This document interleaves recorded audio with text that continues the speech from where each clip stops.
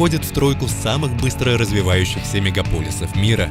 Строятся жилые дома, кварталы, целые микрорайоны. Особенно это заметно в Новой Москве, которая переживает период бурного роста.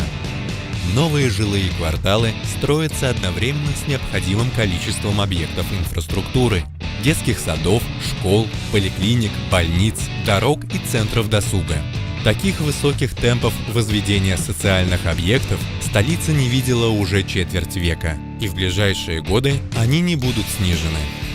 В 2018 году москвичи с нетерпением ждут чемпионат мира по футболу.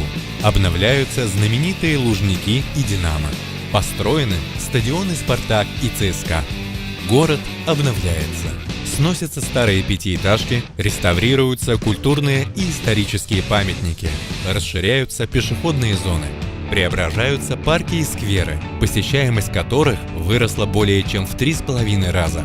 Полным ходом идет реновация промышленных зон.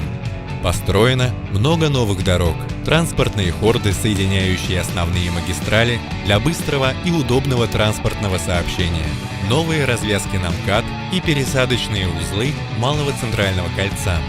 Растет и московское метро. Появляются новые станции в отдаленных районах, новые пересадочные узлы. Старые станции обновляются и реконструируются. Москва растет и хорошеет. Становится удобной для москвичей и привлекательной для туристов.